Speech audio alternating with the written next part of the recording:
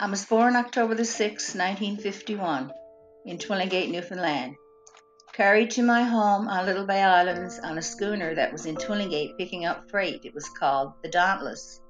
Little did I know that the captain would end up being my future father-in-law, and that Dauntless would forever be my username in the computer world.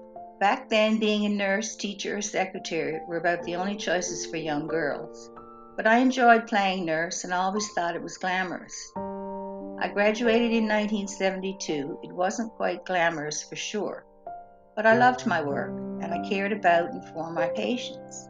So much so that at the age of 60, when my friends were considering retirement, I was skydiving and starting a new position as a travel nurse in Northern Labrador. I always seemed to leap before I looked. The northern clinics in Labrador gave isolation a whole new meaning. Medevac planes that were dependent on the unpredictable weather, ambulances that couldn't get through to the clinics, and I knew so little about the supports available there for my patients, especially cancer patients. At the age of 66, I was finally ready to retire. Plans of traveling the world awaited for me, including a trip to Disney World with my grandson and doing some of the things that I had been doing throughout my life, I guess. Skydiving, ziplining, whitewater rafting, and parasailing were all calling my name. But life had other plans for me. A mass was found in my lung. Cancer had shown up unannounced to my retirement party. Didn't seem quite fair since I was a non-smoker all my life.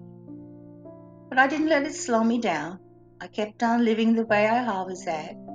I did all the scans and tests required, and my surgery was scheduled for March the 18th, and I thought I had the luck of the Irish with me, as it was the day after St. Paddy's Day. 2 days before my scheduled surgery, I was admitted to the hospital. I spent the next 30 days in the hospital, with 10 of those in ICU. Just when I started to feel better, that's when everything changed. The doctor came into my room and closed the door. Wondered why he closed the door. But he closed the door to hope, to my future adventures, and to the surgery itself. Stage 4 lung cancer, my only option, to see an oncologist and start the lines of treatment. For me, this is when my cancer journey really began. Line 1, line 2, line 3, you never go back, only forwards. I was surprised to learn that there was actually no me, there were just the lines. Chemotherapy, targeted drugs, radiation, a never-ending cycle with horrible side effects, and still the cancer continued to spread. I had to fight for my life, telling a room of doctors, please look outside the line. Look at me.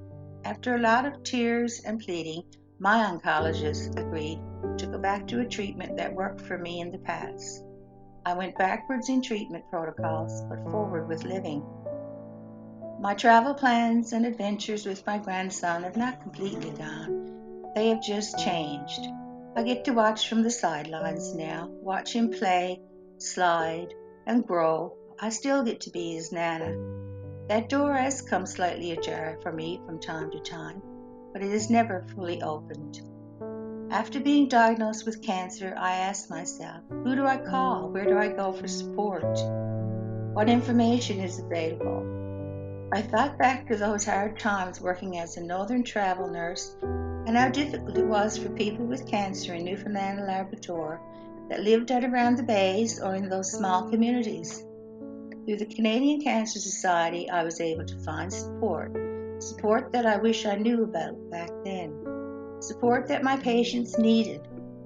I used to pray for me, but now I pray for more research, treatment options, and awareness, so that soon that door can swing wide open and stay open for not just me, but for others in the same situation.